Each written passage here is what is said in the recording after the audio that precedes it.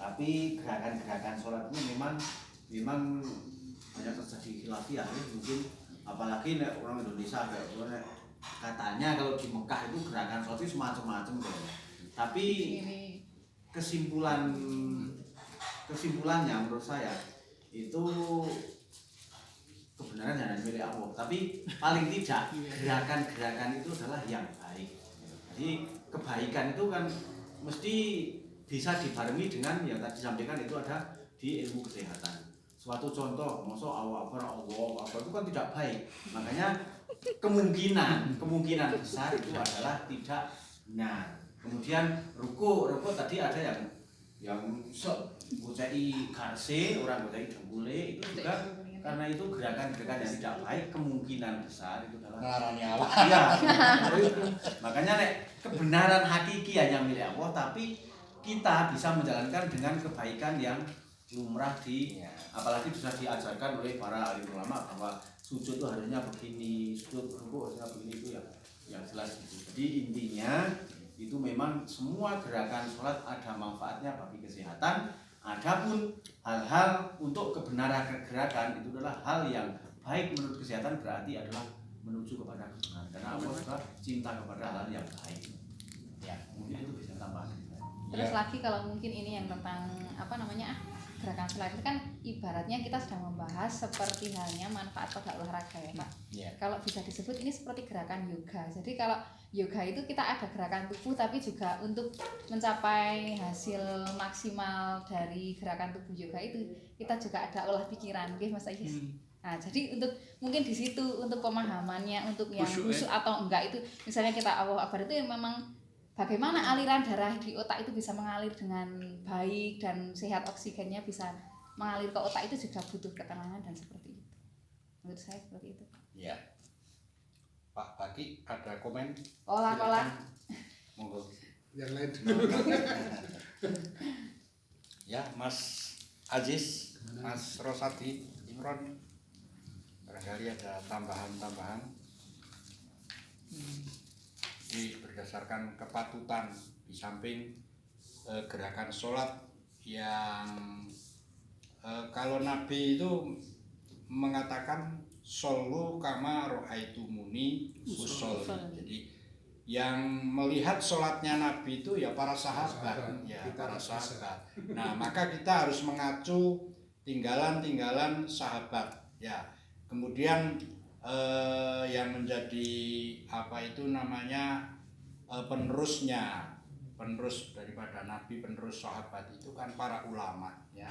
Al-ulama'u warasatul anbiya. Jadi kita tidak akan bisa sholat seperti Nabi ketika kita tidak mempelajari fikih kitab-kitab para alim ulama. Maka mari kita harus lebih giat, lebih sregep untuk membaca kitab-kitab peninggalan para alim ulama, para sahabat kita, sahabat Nabi, untuk bisa mengacu pada ibadah Nabi. Jadi nek wong saya kan ndak ada yang melihat sholatnya Nabi itu seperti apa. Ini kan sudah tergambar oleh para sahabat, menurunkan kepada para alim ulama sampai kepada kita. Nah, itu diantaranya gerakan-gerakan sholat yang Nabi lakukan seperti apa ya. Yang jelas itu Nabi sholat itu mesti berjamaah. Nah, ketika kita sholat tidak berjamaah, berarti sholat kita itu tidak meniru sholatnya Nabi. Itu pertama kali itu. Yang jelas sholatul jamaah afdhalu min sholatil fardhi bisar'i wa isrina darajatan. Jelas itu Nabi itu kalau sholat selalu berjamaah. Kalau ditanya bagaimana sholatnya Nabi, itu ada dalam fikih-fikih yang disampaikan oleh para alim ulama. Kan kali begitu. Kalau kan Nabi selalu sholat berjamaah. Ya. Apakah beliau selalu menjadi imam saat sholat? Apakah Nabi selalu menjadi imam sholat? Ya. Ini barangkali jawaban ya nanti butuh disempurnakan. Menurut apa itu cerita para alim ulama itu bahwa Nabi itu dalam kondisi bagaimanapun paribasan riwaing nglaruk itu kon gotong harus sholat di masjid. Nah, ketika beliau sangat sakitnya itu sangat parah, itu beliau menugaskan mewakilkan pada sahabat Abu Bakar, sahabat tertua. Dengan demikian, karena memang pahala sholat jamaah itu kan sama antara imam dan makmum, nggak ada bedanya. Orang dunia imam ke 32 derajat, makmumnya 27, sama Pak. Tapi Nabi memberikan contoh selalu dalam sholat jamaah, bahkan dalam kondisi yang sangat parah sakitnya itu minta untuk diantar ke masjid, walaupun beliau tidak mesti jadi imam, tapi memandatkan kepada sahabat Abu Bakar. Namun sahabat pun juga tidak mau menjadi imam ketika Nabi tidak kondisi sakit parah. Namun ketika kanjeng Nabi itu sakitnya parah, beliau mendapat amanat baru mau. Itu barangkali satu jawaban, monggo untuk bisa disempurnakan masalah ini.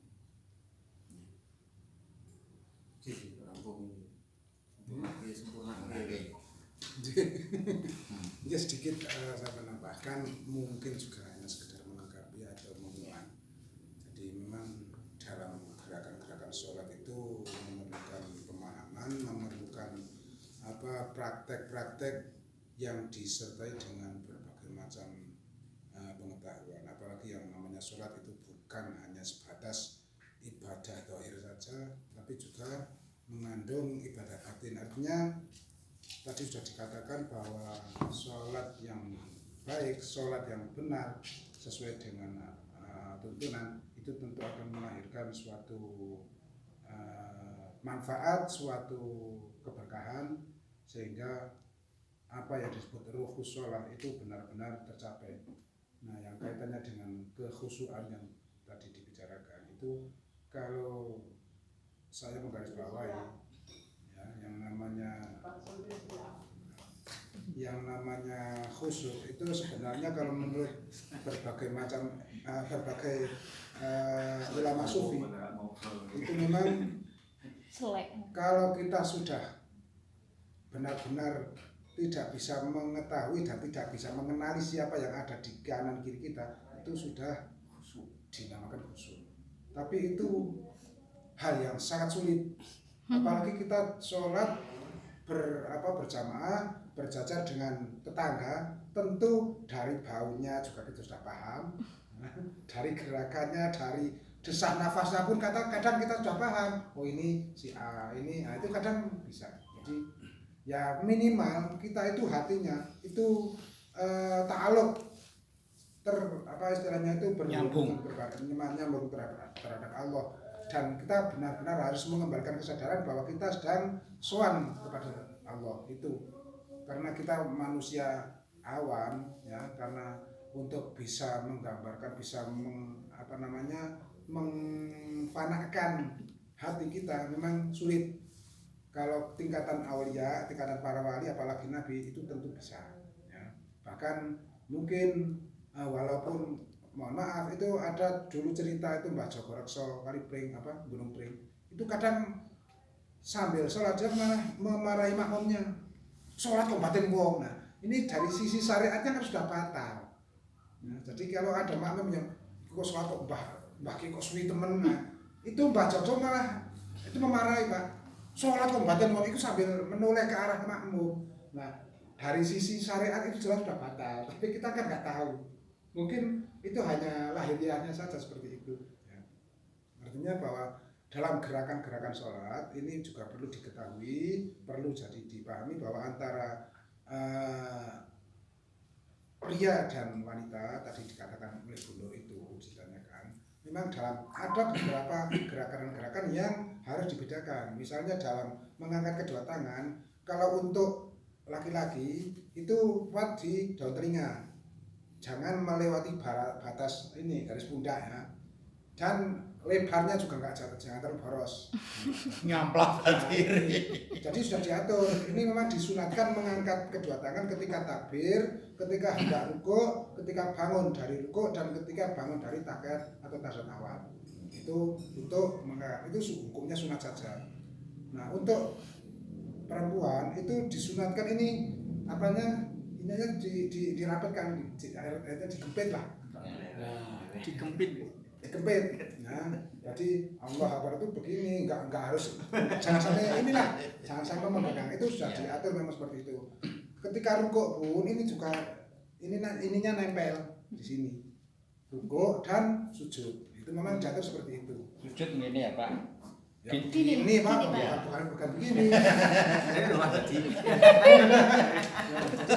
Itu memang maaf, kadang masih banyak praktek-praktek dalam sholat itu yang belum sesuai, bukannya tidak sesuai, tapi belum sesuai dengan apa yang digariskan oleh para ulama fikih. Memang sekilas bahwa sholat itu kelihatannya mudah, nek cara wong Jawa itu mengatakan ojo waton sholat ning sholatnya sing nganggo waton. Itu artinya syarat rukunnya itu harus dilengkapi dan harus dipahami. Kemudian dalam tadi yang ditanyakan Mas Aziz, apakah Nabi itu selalu mengimami? Itu mesti mengimami. Sahabat yang lain nggak berani mendahului Nabi atau mengimami, menempati posisi Nabi tanpa mendapat mandat.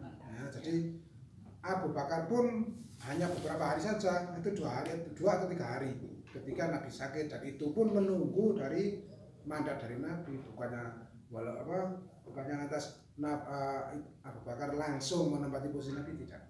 Jadi memang kalau ini kan yang dibicarakan di sini kan dari sisi kesehatan ya, bahwa memang ada yang mengatakan, saya ingat yang namanya Pak Widodo itu dosen UIN Semarang, itu kalau kita ketika sedekah itu memegangnya kuat, ini akan melancarkan peredaran darah. Kuat malah harus kuat. Iya. Jadi sholat itu kebanyakan Allah Akbar. Ada yang santai seperti ini ya. Di bawah pusar. Padahal ada yang di atas ini. Padahal kalau menurut versinya Imam Syafi'i itu tahta sodri fokus surah. Jadi di atas pusar, di bawah dada. Dan ini yang di atas pusar Pak berarti. Iya. Sini ya. Iya, watul yumna alal yusra. Itu tangan ini pasnya kalau gelugel. Pas gelugel. Iya, bukan kayak orang kedinginan ya. Nah, kan ada itu. Memang jadi pusar.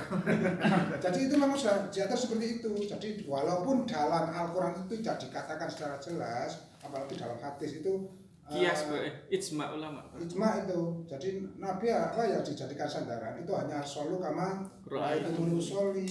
Itu ada yang mengatakan diplesetkan sholato karomuni usolli. Itu ada. Nah, sebenarnya kita itu mengakui atau tidak itu kita harus taklid. Ya, karena kita tidak istilahnya tidak menangi hidupnya Nabi, sehingga hadis itu dijadikan padoan. Itu artinya kita itu taklid pada guru ngaji kita yang mengajari kita sholat. Nah, guru ngaji kita juga mesti taklid pada guru ngajinya. Begitu seterusnya sampai sahabat dan sahabat baru mempraktekkan sholu kama ra'aitumuni usolli. Jadi memang kalau dari sisi makna sholat, makna yang tersimpan di balik gerakan sholat itu ketika mengangkat kedua tangan itu telapak tangan itu megar dan menghadap ke arah barat, bukan begini ya. Jadi begini terbuka, itu menghadap ke arah barat. Itu artinya kalau dalam itu tabir wafil dikatakan ana bariun minasyirki. Jadi Allah Akbar itu artinya ana bariun minasyirki, saya terbebas dari berbagai syirik. Itu artinya. Belum lagi gerakan-gerakan yang lain, waktu sujud, waktu rukuk dan lain-lain itu ada semua. Cuma saya nggak bisa menjelaskan di sini karena waktunya juga terbatas, dan di sini hanya yang dikatakan memang. Cuma sayangnya ini kok nggak disebutkan sumbernya mana ini. Mas. Jadi alangkah baiknya kalau disebutkan sumbernya kan lebih. Ya. Jadi itu tambahan dari saya, semoga ada manfaatnya. Dan sedikit lagi itu ketika rukuk itu memang yang dipegang itu lutut, kemudian posisi tangan itu lurus, jangan sampai begini karena ya, ini kebanyakan seperti itu Pak. Ada lagi yang mohon maaf kayak orang boyokan ya. Saya pernah, mohon maaf saya praktekkan Allah Akbar itu cuma gini aja. Barangkali sakit lambung. Nah itulah. Ya enak malih Pak sing sujud ibu-ibu kae ngeten iki malahan lho. Nutup iki.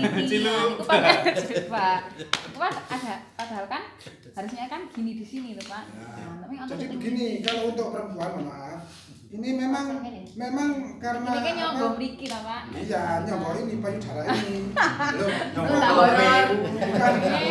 Ini bukannya kok di situ apa ya namanya saru bukan, tapi memang diatur di kitab seperti itu.